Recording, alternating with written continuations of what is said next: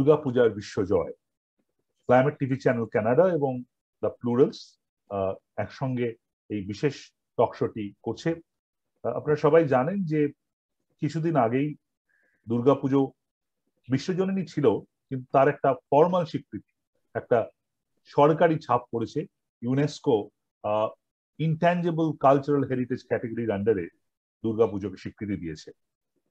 এটা খুব বড় স্বীকৃতি। ইতিমধ্যেই এই নিয়ে নানান চাপানুতর চলছে, এই নিয়ে কলকাতায় বিশাল বড় মিছিলও বেরিয়ে পড়েছে।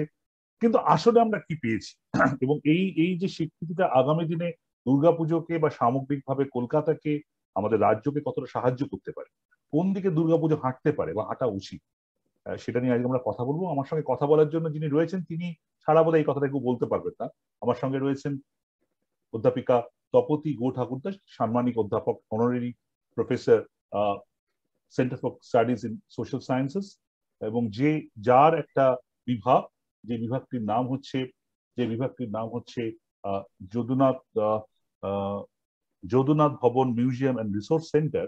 তার পক্ষ থেকে এই যে ইউনেস্কোর জন্য যে প্রস্তাবটা ভারত সরকার বানিয়েছিল, সেটা উনি তার দায়িত্বটা ওনার ঘাড়ে ছিল।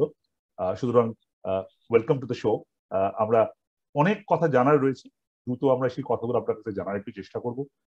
প্রথমেই যেটা আপনাকে জিজ্ঞাসা করার, এই যে ইনট্যাঞ্জেবল যে কথাটা বলা হচ্ছে, যে ICH, intangible cultural heritage UNESCO, এটা বলতে কি বোঝায় আসলে?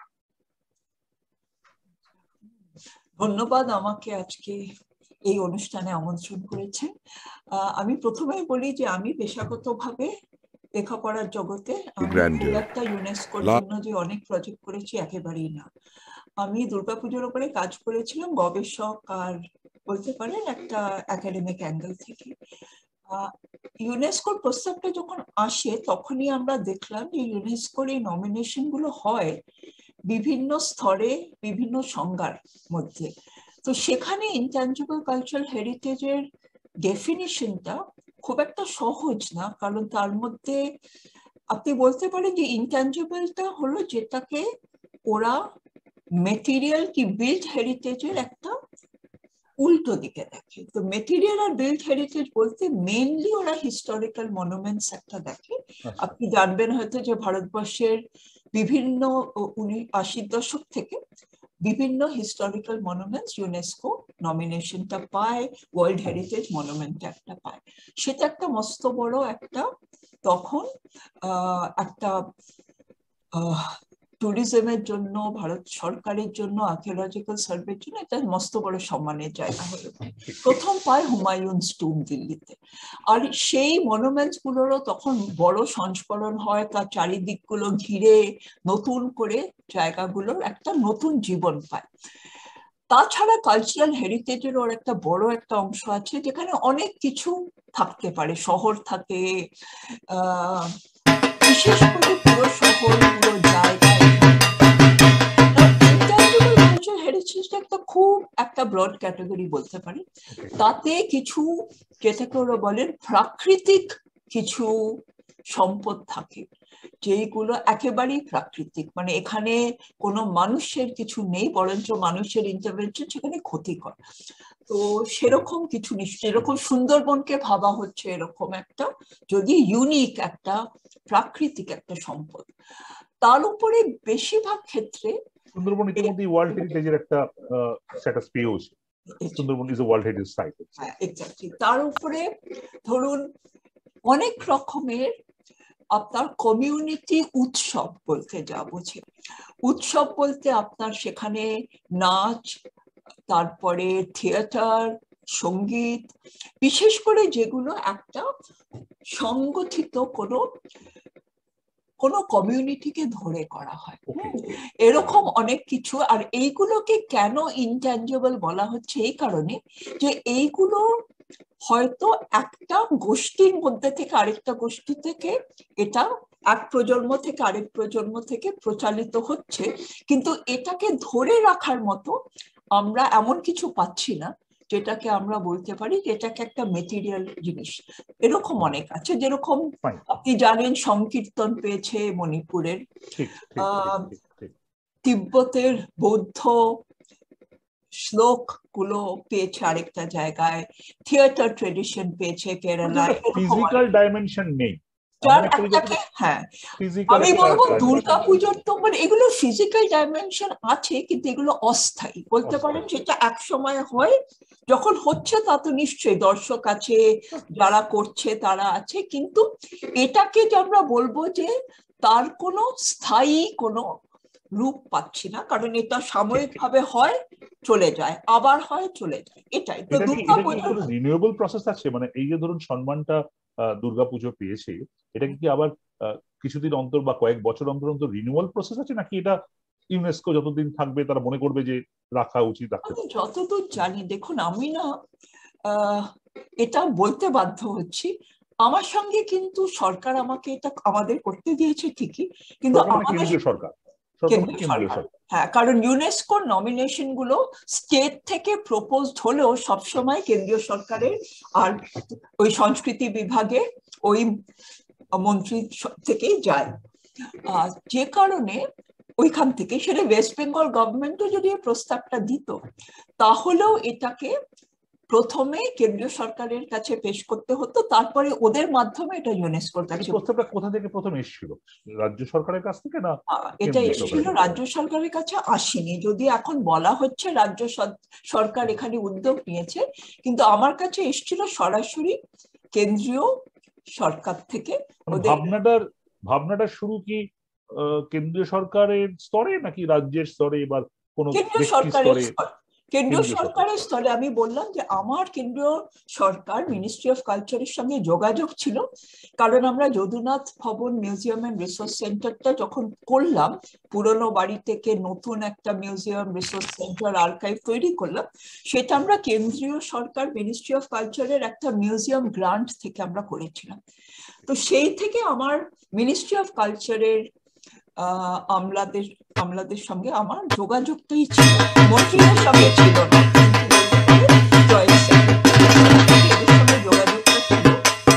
তারপরে আমাকে তখন Nirupama Kotru, joint secretary museums and, ওরা ইউনেস্কো দেখেন, উনি যোগাযোগ করে বললেন যে এরকম ইউনেস্কো একটা নমিনেশন দুর্গাপুজোর হয়েছিল 2012-তে, কিন্তু সেটা তখন খুব একটা ঠিক মতো দাঁড় করানো যায়নি। আচ্ছা, এর আগে নমিনেশন করা হয়েছিল 2012-তে হয়েছিল, কিন্তু ওটা খুবই তাড়াহুড়ো করা, আমরা বুঝলাম।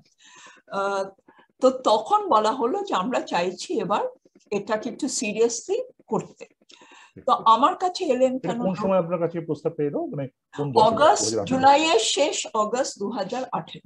আচ্ছা, হ্যাঁ, আমার কাছে এলো কেন জিজ্ঞেস করতে পারেন, কারণ আমি দুর্গাপুজোর উপর একটা বই লিখেছিলাম। হ্যাঁ, এখন সেই বইটাও তো কেন্দ্রীয় সরকারের জানার কথা না, কারণ আমার বইটা আমি অনেক বছরের গবেষণা করে, কিন্তু আমি কলকাতার সাম্প্রতিক পুজো আর বিশেষ করে তার শিল্পীদের নিয়ে, কারুশিল্পী, চারুশিল্পী, তার শিল্পর যেই একটা অদ্ভুত, তার শৈল্পিক যেই একটা নতুন রূপ দেখা দিল গত 2 দশক কি 3 দশক ধরে, যেটাকে আমরা আর্ট পুজো, থিম পুজো বলবো, কলকাতা একটা শহর জুড়ে শিল্প প্রদর্শনী হয়ে দাঁড়ালো, আমি সেটার উপরে জোর দিয়ে লিখেছিলাম। তাতে অন্যান্য জিনিসও ছিল না, বইটা লিখেছিলাম বলে আমার কাছে অনেক, বলতে পারেন অনেক বছরের গবেষণার তথ্য ছিল, অনেক বছরের অনেক ছবি ছিল। এখন এই বইটার কথা ওরা জানতে চাইলেন, আমি বইটা ওদের পাঠিয়েও দিলাম।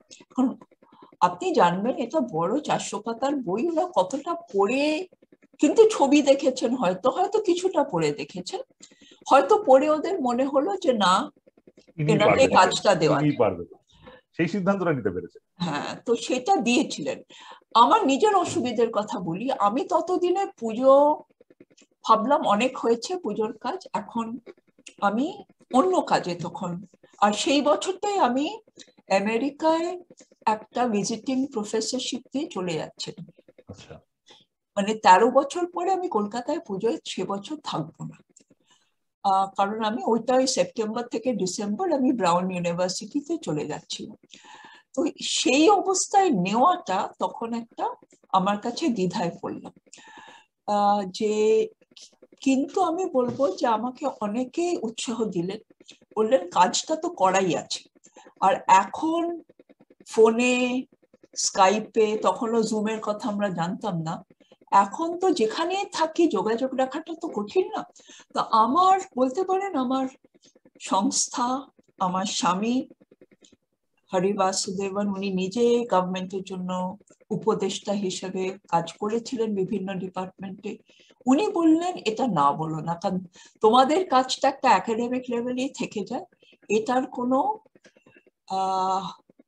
আমরা পাবলিক ফলাফলটা আমরা কখনো দেখি না। তো এখানে তুমি যেহেতু এমন একটা জিনিস দিয়ে লিখেছো যেটার এখনকার পক্ষে তার অনেক রকমের গুরুত্ব আছে, তাহলে এই কাজটা তুমি না বলো না। উনি বললেন। আর আমার ছাত্র ছাত্রীরা অনেকে বললো যে ম্যাম আমরা আপনার হয়ে গবেষণাটা করে দেবো। তো এটা করাতে আমি অগস্ট মাসে বলতে পারেন তাড়াহুড়ো করে একটা টিম জোগাড় করলাম, একজন ফিল্ম মেকারকেও যোগাযোগ করলাম, কারণ ওদের সবকিছুই একটা সময়ের মধ্যে বাধা। ওদেরকে ফিল্মও দিতে হয়, মানে একটা ডকুমেন্টারি, আচ্ছা অডিও ভিজুয়ালও? হ্যাঁ, অডিও ভিজুয়াল দিতে, কারণ পুজো অডিও ভিজুয়াল ছাড়া মানুষ কি করে তার আন্দাজ পাবে। কিন্তু সবই খুবই একটা সীমিত ভাবে করতে হয়, মানে টাকাও খুব টাইট ছিল। আমি দুজন গবেষকের বেশি রাখা সম্ভব ছিল না, ফিল্ম মেকারকে অল্প টাকায় করতে হলো, আমার নিজের যেটুকু পেয়েছিলাম আমি সব অন্য হেডে দিয়ে দিলাম। তো এইভাবে করেছি। কিন্তু আমি এটাও বলি আমাদের চ্যালেঞ্জটা কি ছিল। প্রথমে আমি ছিলাম না, কিন্তু ওরা পুজোর 2018 পুজো ওরা নতুন করে ঘুরলো, কারণ ওদের ইউনেস্কো একটা জিনিস কিন্তু বলেছিল, আর মিনিস্ট্রিও বলছিল যে আমরা ঐতিহাসিক পুজোর উপরে জোর দেবো না, আমরা এখনকার পুজোর উপরে জোর দেবো। এখনকার, কারণ ইউনেস্কোর একটা পয়েন্ট ইজ যে it has to be a living tradition which is still alive and thriving. এটা endangered হতে পারে, যে এটা যদি আমরা সাপোর্ট না করি এটা হয়তো হারিয়ে যেতে পারে, এটা হয়তো অবলুপ্ত প্রায় হয়ে যেতে পারে, কিন্তু এখনকার কথাটা বলতে হবে। তো যে কারণে ওটা আরেকটা মেজর প্রবলেম, যেটা প্রবলেম না, যে কমিউনিটি আর স্টেক হোল্ডার্স কারা, তাদের সঙ্গে যোগাযোগ করা, তাদের সঙ্গে ইন্টারভিউ নেওয়া, যে এরকম যদি হয় আপনারা কি, আপনাদের সম্মতি আছে, আপনাদের মতামত কি, এরকম বহু লোকের সঙ্গে, তারা বনেদি বাড়ির পুজো, পুরনো পুজো, বাড়ির পুজো যারা করেন থেকে মিডিয়ার লোক, কর্পোরেট স্পন্সর, ক্লাবের পুজো, আবাসনের পুজো, পুজো শিল্পী, পুজোর মৃৎশিল্পী, প্যান্ডেল শিল্পী, মানে বলতে পারেন সবাইকে। আমি অ্যাপ্লিকেশন ফর্মটা দেখেছি, একটা বিভিন্ন সংস্থা আরো হয়তো বেশি পেতে পারতাম, আমাদের সময়টা হাতে কম ছিল। আরেকটা বলি, আরেকটা বলতে পারেন মেজর চ্যালেঞ্জ, যে আমি তো অনেকটা ছড়িয়ে অনেক বছর ধরে কাজটা করেছিলাম। এই ফর্মটা আপনার 20 থেকে 22 পাতা, 10টা ছবি আর 10 মিনিটের একটা ভিডিও, এতে পুজোর পুরো এসেন্সটা ধরতে হবে। এটা তো একটা মস্ত বড় আমাদের কাছে একটা চ্যালেঞ্জ ছিল, যে এত বড় একটা উৎসব আমি কি করে, আমরা অনেক বেশি, আমরা 50টা ছবি পাঠিয়ে সেই থেকে বাঁচতে বাঁচতে বাঁচতে 10টা দেখলাম, আর 10টাকে অনেক সময় নতুন করে একটু ভাবলাম যে ওদের এই 10টার মধ্যে কিছু পুজোর ট্রেডিশনটাকে রাখতেই হবে, যে দুর্গার চোখ আঁকা থেকে দুর্গার বিসর্জন, এগুলো রাখতে হবে। আর 10 মিনিটে নীলাঞ্জন ভট্টাচার্যের জন্য 10 মিনিটে সিনেমাটা বানানোটাও সহজ ছিল না।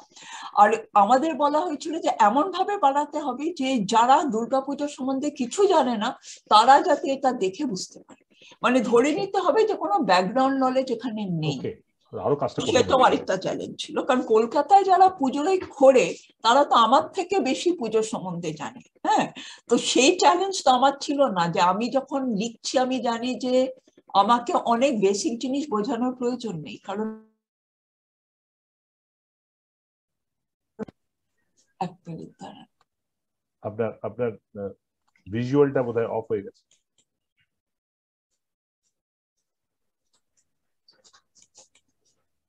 হ্যালো, হ্যাঁ আপনার ভিজুয়ালটা অফ হয়ে গেছে।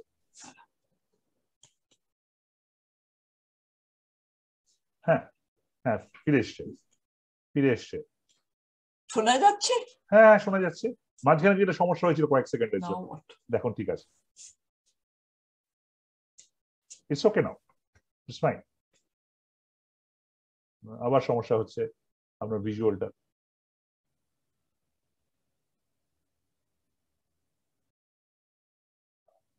আপনার ভিজুয়াল এবং সাউন্ড দুটোই অফ হয়ে গেছে মানে মিউটে চলে গেছে।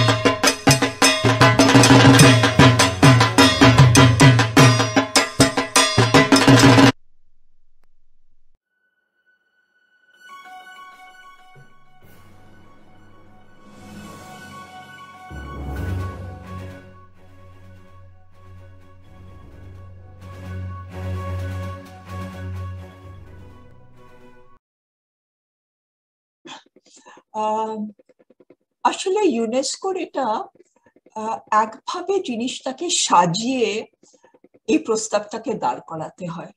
এখন আমার কাছে যতই তথ্য থাকুক, আমি যতই বিষয়টা নিয়ে গভীরে বুঝি, আমাকে এমন মানুষকে বোঝাতে হবে যারা এই উৎসবের সম্বন্ধে কিছু জানেন না, আর তাদের দেখতে হবে যে পৃথিবীর অন্য যে ধরনের উৎসবরা এই সম্মানটা পেয়েছে তাদের তুলনায় এই উৎসবটাকে আমরা কিভাবে উপস্থাপন করব। এটাই একটা চ্যালেঞ্জ হয়ে যায় যে একটা তুলনামূলক ভাবে ভাবতে হয়। সেই ব্যাপারটা আসবে।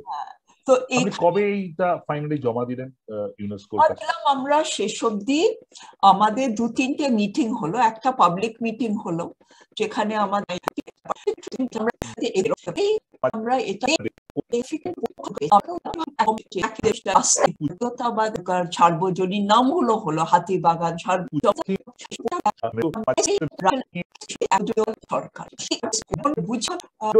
আপনি 2018 সালে একদিকে আপনার আমেরিকায় যাওয়া, অন্যদিকে সেই সময় এই প্রস্তাবটা পাওয়া, কিন্তু আপনি সবার সমর্থন এবং খানিকটা সাহস নিয়ে আপনি এগিয়েছিলেন, but it was a challenging job, isn't ইট?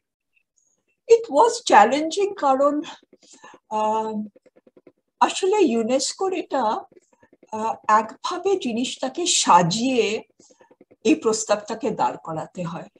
এখন আমার কাছে যতই তথ্য থাকুক, আমি যতই বিষয়টা নিয়ে গভীরে বুঝি, আমাকে এমন স্টেক হোল্ডারদের সবাইকে আসতে বললাম। সেখানে মিনিস্ট্রির একজন রিপ্রেজেন্টেটিভ এসেছিলেন, ডক্টর টুকটুক ঘোষ বলে। উনি তখন রিটায়ার করেছেন আইএস থেকে, কিন্তু ওনাকে একজন এক্সটার্নাল এক্সপার্ট হিসাবে রাখা হয়েছিল। উনি আমাদের খুব সাপোর্ট দিয়েছিলেন, কারণ উনি পুজোর ব্যাপারটা অনেকটা জানতেন। তারপরে আমরা মোটামুটি জানুয়ারি ফেব্রুয়ারি থেকে আমাদের মেন কাজটা তখন বাকি ছিল। আমাদের ফর্মটা ততদিনে রেডি, ওই অনেক বেশি লিখেছিলাম, ছাঁটাই করা ছিল, 2-3টে নতুন জিনিস ঢোকানো ছিল, এগুলো একটু চলছিল। আমরা একটা লম্বা বিবলিওগ্রাফি দিয়েছিলাম। তখন আমাদের মেন কাজটা ছিল সবার কাছ থেকে সই জোগাড় করা। এখন আপনি জানেন তো পুজোর সময় সবাইকে পাওয়া যায়, পুজোর বাইরে এখন অবশ্য সারা বছর ধরে এখন হয়তো পুজো পুজো হবে, তখনও হতো, কিন্তু সবসময় অত সহজে পাওয়া যেত না। পশ্চিমবঙ্গ সরকারের কাছ থেকে আমাদের একটা অনুমতি পত্র নেওয়া একটা মস্ত বড় ব্যাপার ছিল, এটা কিন্তু সহজে পাইনি। আমি এটা একটু বলতে বাধ্য হচ্ছি, কারণ আমাদের কাছে সবচেয়ে বড় স্টেক হোল্ডার এখানে তো পশ্চিমবঙ্গ সরকার, আর সরকার এই উৎসবটিকে নানানভাবে পরিচালনা করে এসছেন বহু বছর ধরে। এখানে পুলিশ বলুন, কর্পোরেশন বলুন, ফায়ার ডিপার্টমেন্ট, তারপরে বিদ্যুৎ বিভাগ, তারপরে পলিউশন কন্ট্রোল বোর্ড, প্রত্যেকের এই উৎসবে একটা দায় দায়িত্ব আছে, আর একটা পরিচালনা, একটা নানানভাবে কিছু নিয়ম বিধি জারি করা এদের দায়িত্ব। এখন এদের যে কারণে আমি বলবো যে government is a big stakeholder এখানে। তো গভর্নমেন্টের কাছ থেকে, যদিও আমরা বলেছিলাম যে এটা কোনো গভর্নমেন্ট অর্গানাইজড উৎসব না, এটা একেবারেই যেটাকে আমরা সার্বজনীন উৎসব বলি, এগুলো দুর্গাপুজো বারোয়ারি সমিতিগুলো করে। মানে পুজো কমিটি বলতে আমরা যা বুঝি, ক্লাব কমিটির ব্যাপারটা আমাদের বোঝাতে হলো যে এটা একেবারেই এক ধরনের কমিউনিটি বেস, কিন্তু এখানে সরকারের একটা বড় বড় ভূমিকা আছে। তো সেই ভূমিকার জন্য তো আমাদের সরকারের পুলিশ কর্মীদের কাছ থেকে চেষ্টা করলাম আমরা। তারপরে আমরা শেষ অবধি সেই সময় অত্রি ভট্টাচার্য তখন কালচারের সচিব ছিলেন, আর ট্যুরিজম বিভাগেরও, পর্যটন বিভাগেরও সচিব ছিলেন। কিন্তু ওনার কাছে যে খুব সহজে পৌঁছাতে পেরেছিলাম তা কিন্তু না, মানে যা হয় কাঠখড় পুড়িয়ে যেতে হয়েছিল। উনি সময় দিয়েছিলেন আমাদের অনেকটা, আর ওনার কাছ থেকে পাওয়াতেই ওটাই আমাদের সবচেয়ে, ওই চিঠিতে সবচেয়ে ওপরে ছিল বলতে পারেন, ওটাই সবচেয়ে গুরুত্বপূর্ণ চিঠি, ওটা পেলাম। আর আমাদের কথা ছিল যে মেয়রের কাছেও যাওয়া, ফিরহাদ হাকিম, কিন্তু পৌঁছাতে পারিনি। আর তখন দেখলাম আমাদের এটা নিয়ে দেরি করা যাবে না, হয়তো চেষ্টা করলে পেতাম। আমরা ইচ্ছে করে মুখ্যমন্ত্রীর কাছে যাইনি, কারণ এটাই আমি জিজ্ঞাসা করতে যাচ্ছিলাম, কারণ মুখ্যমন্ত্রী তো পুজো নিয়ে খুবই মানে হ্যান্ড অন সে অর্থে।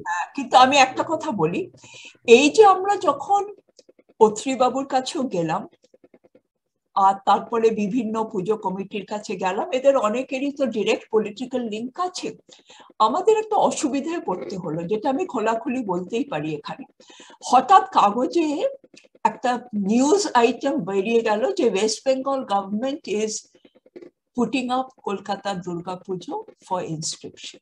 এটা যেন পশ্চিমবঙ্গ সরকারেরই উদ্যোগ। এখন এই নিউজ আইটেমটা যখন শুরু হলো, মিনিস্ট্রি অফ কালচার তখন প্রচন্ড এটা নিয়ে একটা বিতর্ক তৈরি হলো। আমাদের বলা হলো যে আমরা নাকি ভুল তথ্য দিয়েছি, আমরা কিন্তু ভুল তথ্য দিইনি। এখন আপনি বুঝতে পারছেন এখন যেটা হচ্ছে, তখন এটা শুরু করলো যে এটা তো আমরাই করাচ্ছি।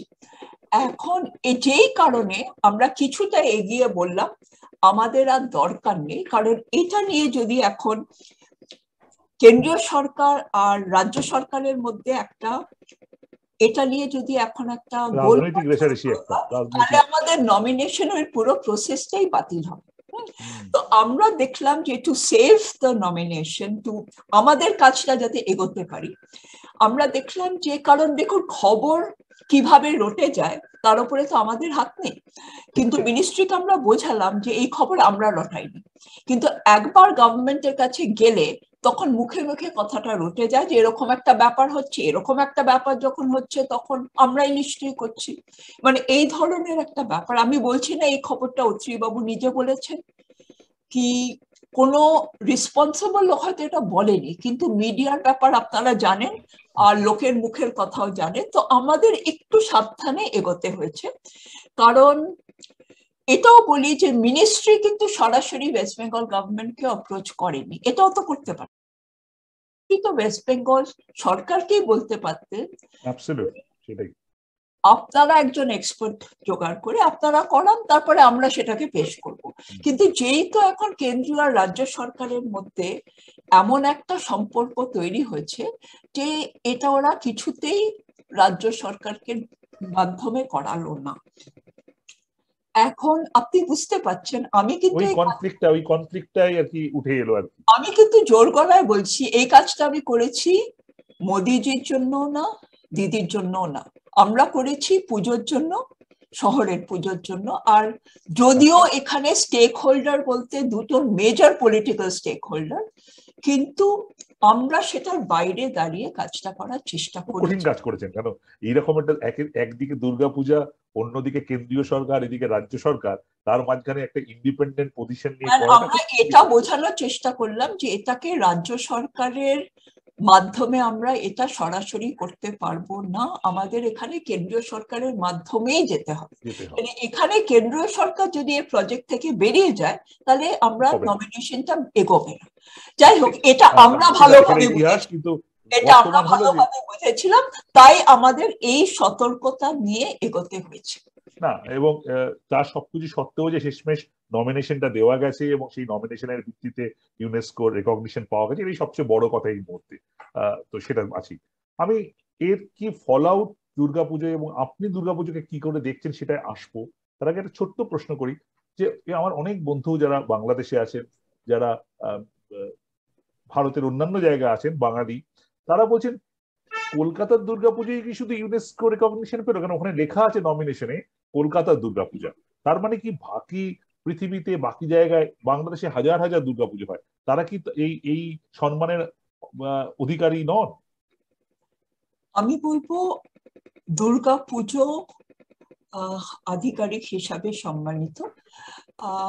সারা বিশ্বের দুর্গাপুজো নিয়ে লেখা যায়, সারা ভারতবর্ষের দুর্গাপুজো নিয়ে লেখা যায়, দুই বাংলার যৌথ দুর্গাপুজো নিয়ে লেখা যায়, আর শহরে দুর্গাপুজো নিয়েও লেখা যায়।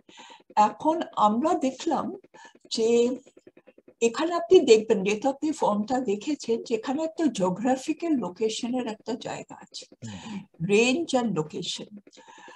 তো আপনি বলতে পারেন যে এখানে আমি একটা ভেবেছিলাম যে দুই বাংলা দুর্গাপুজো নিয়ে লিখি, কারণ এখানে জয়েন্ট দুটো কান্ট্রি পার্টনার হিসেবে নমিনেশনটা করা যায়।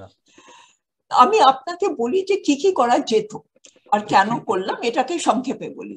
তো আমার খুবই ইচ্ছে ছিল যে আমরা দুই বাংলারটা করি না কেন, কারণ আমি বাংলাদেশে ঘুরেছি, আমি ঢাকার ঢাকেশ্বরী মন্দিরে গেছি, আমি দেখেছি যে ওখানে দুর্গাপুজো হয়। আর এই একটা কথা যে ধর্ম যার যার, উৎসব সবার, যেটা এখানে শুনি ওটা ওখানেও ব্যবহার হয়, কিন্তু the ministry was not interested in that project. Okay. Secondly, ওরা বলেছিল দুর্গাপুজোস অফ ইন্ডিয়া। আমরা বললাম যে দুর্গাপুজো নিশ্চয়ই সারা ভারতবর্ষ জুড়ে, কেন সারা বিশ্ব জুড়ে হয়। তাই আপনি দেখবেন যে কলকাতাটাকে আমরা এক ধরনের সাংস্কৃতিক আর ঐতিহাসিক কেন্দ্র হিসাবে বেছে নিলাম, কারণ এখানে লোকেশনটা থাকলে আমরা একটা লোকেশনাল বৈশিষ্ট্যটাকেও তুলে ধরতে পারি, যেটা তো আমি যদি 10টা শহর নিয়ে করতাম আমি পারতাম না, আর অনেক বেশি জটিল হয়ে যেত। জটিল হতো। হ্যাঁ, তা আমি বলি যে এটা কলকাতা দুর্গাপুজোর সম্মান পেয়েছে বলে অন্য পুজোরা বাদ পড়ে গেছে, এটা হয়তো ভাবাটা ঠিক না, কারণ আমরা জানি যে এটা সূত্র কলকাতায় হতে পারে, কিন্তু কলকাতার পুজোর সঙ্গে জেলার দুর্গাপুজোর একটা আত্মিক যোগাযোগ, কলকাতা দুর্গাপুজোর সঙ্গে প্রবাসের প্রত্যেকটা দুর্গাপুজোর একটা আত্মিক যোগাযোগ। এখান থেকে মূর্তি যায়, এখানকার শিল্পীরা যায়, এখানকার আর্টিস্টরা যায়, এখানকার শাড়ি যায়, এখানকার গান বাজনা যায়। সেই জন্য এটাকে একটা বিশ্ব জুড়ে, একটা সব জায়গা জুড়ে। এখন ভারতবর্ষেরটা করার নিয়ে আমরা বুঝতে পারছিলাম যে এটা তো একটা ন্যাশনাল প্রাইড, কিন্তু আমি এভাবে বলেছিলাম যে কলকাতার করলে আমরা এক ধরনের জিওগ্রাফিক্যাল লোকেশন আর তার বৈশিষ্ট্যটাকে অনেক বেশি তুলে ধরতে পারবো। একটা বৈশিষ্ট্য কলকাতার হলো যে কলকাতায় যেইভাবে একটা শিল্প প্রদর্শনীটা যেই স্কেলে হয়, কে সামনে রেখে। শুধু তা না, এটা একটা শিল্প প্রদর্শনী। এখানে যেই লেভেলে আর্টিস্টরা পাবলিক আর্ট করছে সেটা হয়তো এখন ছড়িয়ে যাবে, এটা হয়তো এখন ভারতবর্ষের বিভিন্ন শহরে। দেখুন, বম্বের পুজোর এক একটা বাজেট কলকাতা পুজোর প্রায় 5 গুণ। হ্যাঁ, মানে আমি যখন কাজ করছি তখন 1 লাখ টাকা বাজেট, মানে 2003-04-এ দিল্লি আর বম্বের পুজোর খুবই সহজে। কলকাতার পুজোর বাজেট গুলো তখন 5 থেকে 7 লাখের বাজেট, ওখানে 1 কোটি টাকার বাজেট খুব সহজে। সেই জন্য স্কেল হয়তো ওখানে বেশি, জাঁকজমক হয়তো ছিল, কিন্তু আমি বলতাম যে এই শহরে একটা আলাদা সংস্কৃতি, একটা আলাদা শিল্পের একটা ধারা আমি তৈরি হচ্ছিল, এটা একটা। তার আরেকটা জিনিস আমরা দেখাতে চেয়েছিলাম যে এই শহরটায় আমরা কলকাতা দুর্গাপুজোর একটা লম্বা ইতিহাস একটা স্থানে আমরা টানতে পারি। যে একেবারে বনেদি বাড়ির পুজো ব্রিটিশ আমলে, আগেও নিশ্চয়ই এই সাবর্ণ রায়চৌধুরীদের পুজো টুজো অনেক আগেই হয়েছে, কিন্তু আমরা যদি বলি যে যেটাকে আমরা জাঁকজমকের পুজো বলি, যেটা শ্রীপান্থ বলছেন যে বনেদি বাড়ির পুজোটা জাঁকজমকের পুজো, পরে সেটা কলকাতার নবকৃষ্ণ দেবের বাড়ির পুজো থেকে শুরু করে বারোয়ারি পুজো, তারপরে সার্বজনীন পুজোগুলোর বলতে পারে। বারোয়ারি পুজো অন্য জায়গায় হচ্ছে, কিন্তু এই যে আমরা বলি কলকাতার একেবারে পাড়ার ক্লাবের পুজো, যেটা মানে একেবারে রাস্তার বুকের ওপরে পুজো, যেখানে সাধারণ মানুষ যোগাযোগ দিতে পারে, এই যে একটা নতুন বলতে পারে গণতান্ত্রিক দিক খুলে যাচ্ছে। দুর্গাপুজোতে একটা বনেদি বাড়ির পুজো থেকে সেখানেও অনেক সাধারণ মানুষ আসতো, তারা কাজে বারোয়ারি পুজো হয়ে গেছে। সার্বজনীন মানে যেটাকে সর্বজনের পুজো, এটা যদি যেটা হলো, যেটা বাগবাজার সার্বজনীন নামগুলো হলো, হাতিবাগান সার্বজনীন, কুমোরটুলি সার্বজনীন, এটাও কলকাতাতেই এর সূত্র। এর সঙ্গে জাতীয়তাবাদের তখন একটা মস্ত বড় যোগাযোগ। তারপরে পার্টিশনের পর প্রত্যেকটা রেফিউজি কলোনিতে পুজোটা একটা নতুন সামাজিক সংগঠনের একটা উপায় হয়ে ওঠে, মাধ্যম হয়ে ওঠে। তা আমি বলবো যে একটা পুরো সময়ে যদি আমরা 20th সেঞ্চুরি বেঙ্গল ভাবি, যে পুজোর মাধ্যমে আমরা এই একটা পুরো রিজনের একটা ইতিহাস তুলে ধরতে পারবো। যে কারণে আমরা কিছু বলতে পারেন ঝগড়া করেই আমরা বললাম যে আমরা কলকাতার বৈশিষ্ট্য থেকে রাখি, তাতে যে অন্য কোনো পুজোর মানহানি হবে আমরা সেটা কখনোই চাইনি, কিন্তু আমরা আমাদের শহরটাকে একভাবে তুলে ধরতে চেয়েছি। একেবারে। আমি একটা কথা এখানে জিজ্ঞাসা করি, আপনি একটু জাঁকজমকের কথা বললেন। অনেকেরই অভিযোগ যে কলকাতায় এখন পুজোটা যে জায়গায় দাঁড়িয়েছে, অনেক ক্ষেত্রে, সব পুজো বলবো না, বহু পুজোর ক্ষেত্রেই অসাধারণ শিল্প প্রদর্শনী হয়, কিন্তু আবার এমন এমন পুজো হয় যেটা মানে একটা অন্য ধরনের পুজো, যেটাতে ঠিক মানে পুজোর যে বনেদি ভাব বলি বা পুজোর যেটা ভাবনা, সেটা কোথাও একটা মিসিং হয়ে যায়। It turns into a commercial exercise. আপনার কিভাবে মনে হয় জিনিসটা, কিভাবে দেখেন? বুর্জ খলিফা এই গতবারের হলো, সেই নিয়ে অনেক কাণ্ড হলো, বন্ধ করে দিতে হলো, কিভাবে দেখেন আপনি এটা? কিছু পুজো তো একটা বাড়াবাড়ির জায়গায় পৌঁছে যায়, এটা আমাকে বাধ্য হয়েই বলতে হয়। আমি এটা বলি যে পুজোয় কিছু কিছু পুজো, এটা আমরা 7-এর দশক থেকে দেখছি, যুব কংগ্রেসের সময় থেকে। আপনি তো জানেন যে বাম ফ্রন্টের মানুষরা পুজো নিয়ে ডিরেক্টলি একটা যোগাযোগ রাখেনি, কিন্তু যে কারণে কংগ্রেসের সঙ্গে একটা যোগাযোগ ছিল।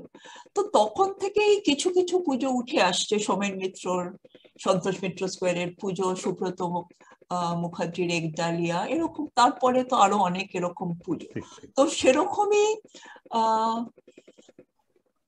আপনার সুজিত বোসের শ্রীভূমির পুজো, এগুলো যে খুব পুরনো পুজো তা না, এগুলো একটা রাজনীতি ধরে এগুলো উঠে এসছে, আর এইগুলো একটা স্কেলের পুজো। গোড়ার থেকে এদের একটা ছিল যে প্রচুর লোক আসবে, প্রচুর আলো, বিশাল বড় প্যান্ডেল, বিশাল স্কেল ওয়াজ ভেরি ইম্পর্টেন্ট। তো এটা ছিল, কিন্তু আপনি ঠিকই বলেছেন যে আমরা যেই ধারাটাকে তুলে ধরার চেষ্টা করেছি যে এই পুজোর কাজে অসাধারণ একটা সৃষ্টিশীল দিক আছে, যেটা যারা মূর্তি গড়ে, যারা বিভিন্ন লোকশিল্পর থেকে আসছে, যারা প্যান্ডেল বানায়, থেকে যেই নতুন থিম শিল্পীরা এই ক্ষেত্রে নেমেছেন, তাদের প্রত্যেকেরই এই উৎসব জুড়ে তাদের প্রতিভাটা একটা নতুন ভাবে উপস্থাপন করা যায়। তারা নিজেরা বলেছে, অনেক আর্টিস্ট, আমরা যখন শিল্প প্রদর্শনী করি আমাদের কাছে হয়তো কয়েকশো মানুষ আসে, আর এখানে কত হাজার হাজার মানুষ আমাদের কাজ দেখে।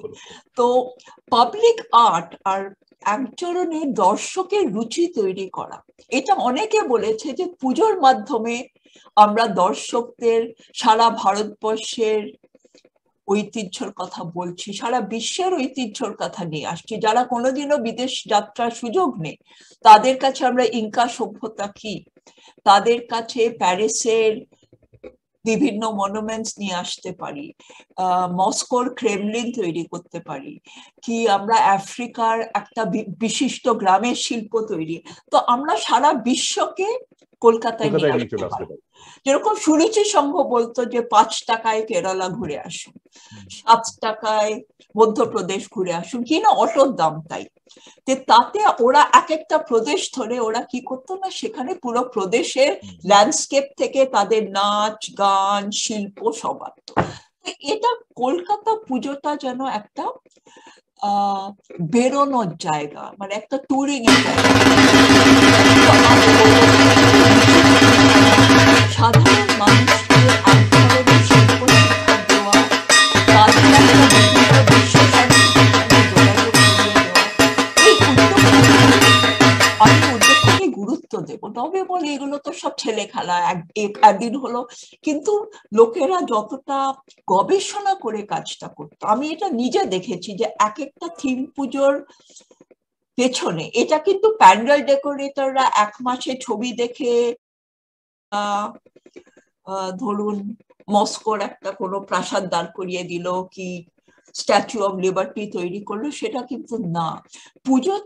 পুজোর এক একটা জায়গা একটা গবেষণার বিষয় হয়ে যায়, যে মাসের পর মাস তারা জায়গায় গিয়ে জিনিসটা দেখে এটাকে আমরা কতটা অথেন্টিক ভাবে আনবো, এটা আমি দেখেছিলাম। এটা কিন্তু প্রত্যেকটা পুজোর ডিজাইনার বলতো যে আমরা ওরকম তাড়াহুড়ো ভাবে করতে হবে বলে কাজটা করছি না, আমরা এটাকে খুবই একটা আমাদের নিজস্ব গবেষণা পরিশ্রম দিয়ে এটাকে করছি। আপনি বলতে পারেন 5 দিনের জন্য এটা করার কি খুব প্রয়োজন ছিল, কিন্তু নিশ্চয়ই তারা এই প্রয়োজনটা বোধ করেছে যে এতটা খেটে 5 মাস খেটে তারা 7 দিনের জন্য এই কাজটা করতো। আমার কাছে 7 লক্ষ মানুষ দেখছেন, এটা বড় কথা মাথায় রাখতে হবে। ঠিকই, তখন কিন্তু কোনো ডকুমেন্টেশন হতো না, জানেন, আমরা ছবি তুলে রাখছি 2003, 4, 5 আমরা পুরোনো পুজোর ক্লাবের কাছে ছবি চাইলে আমরা পেতাম। এখন